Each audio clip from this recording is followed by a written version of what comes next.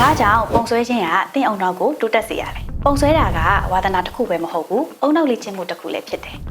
ပုံဆွဲတဲ့အခါကိုယ်စိတ်ကပုံတံတန်တွေအရေးတွေနဲ့နေရာလွတ်တွေကိုအာရုံစိုက်ထားတာကြောင့်အာရုံစူးစိုက်မှုကိုလည်းတိစောက်ပေးတယ်။မှတ်ဉာဏ်နဲ့ဖန်တီးနိုင်စွမ်းကိုလည်းမြင့်တင်ပေးပြီးတော့အကြံဉာဏ်အသစ်တွေကိုလည်းပုံမမြန်ဆန်စွာစဉ်းစားစေနိုင်တယ်။ပြီးတော့နောက်တစ်ခုကပုံဆွဲခြင်းကစိတ်ကိုငြိမ်သက်စေတယ်။အဲ့ဒါကစိတ်အေးလက်အေးနဲ့စိတ်ဖိစီးမှုကိုလျှော့ချဖို့ကူညီပေးတယ်။ပုံဆွဲတဲ့အခါကိုယ်အတွေးတွေကိုအင်္ဂလိပ်လိုဖော်ပြကြမယ်။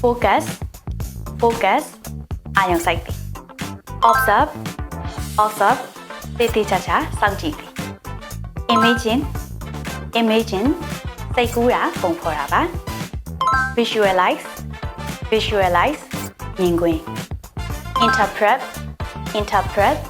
ဒိတ်ပဲကောက်တယ်ပုံလဲဆွဲခြင်းနဲ့ဒါပေမဲ့ဘယ်လိုစကန်ရမယ်လဲမသိဘူးပြီးတော့ပုံတွေကိုကိုယ့်လက်နဲ့ကိုယ်တိုင်ဖန်တီးခြင်းနေဆိုရင်တော့ Saya application မှာ drawing course ရှိနေပြီเนาะအဲ့တော့အခုပဲမြန်မြန်သွားပြီးတော့ download ဆွဲလိုက်တော့เนาะ